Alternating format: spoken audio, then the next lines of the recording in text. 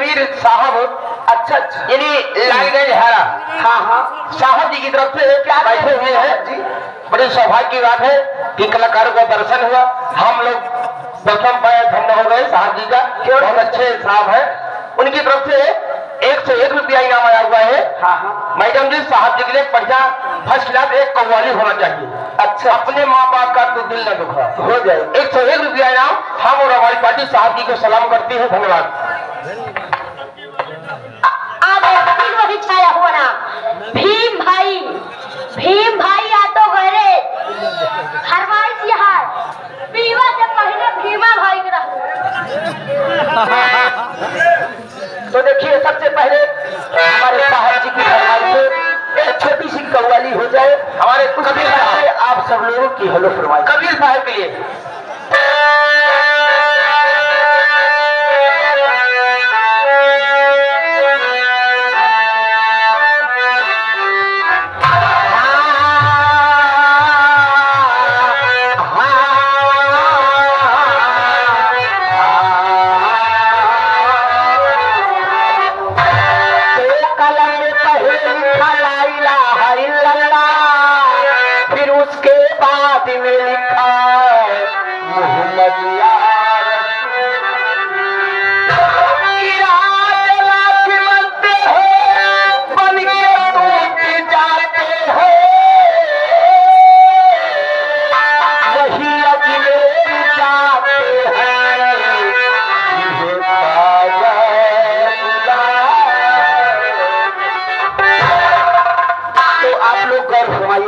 एक छोटी सी कव्वाली।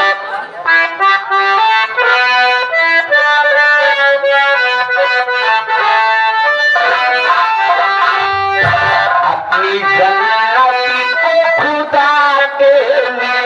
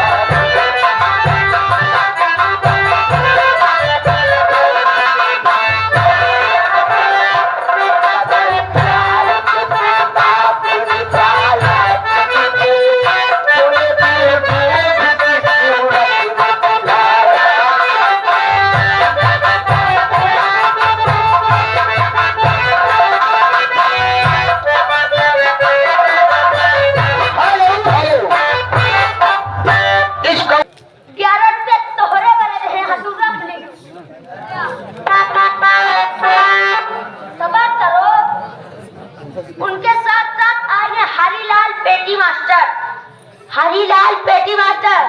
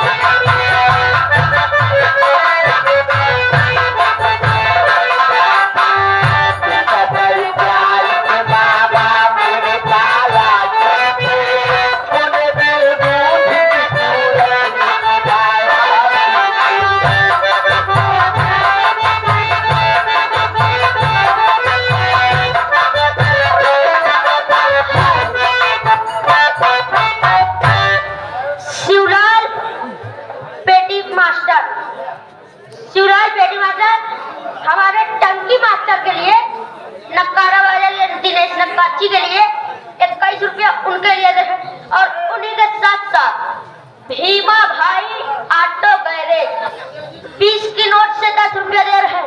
कहा लाला भाई को अगर टक्कर लेना हो तो भीमा भाई से टक्कर ले सकते हैं। यार श्रीमान मनोहर कुट्टी शर्मा ड्राइवर साहब, ये मोटी रहने वाले हैं बड़े भैया तरफ से, ये 20 में से 11 रुपया नाम भैया जी को नमस्कार धन्यवाद। कव्वाली पे खुश होकर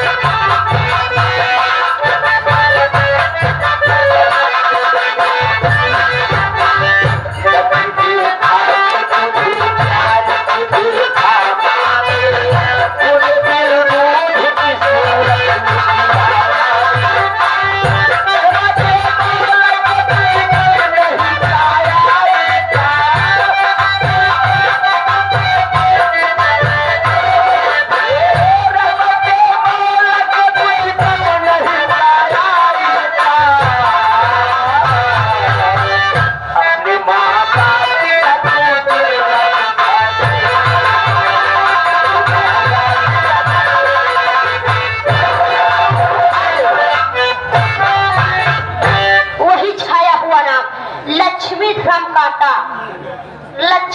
काटा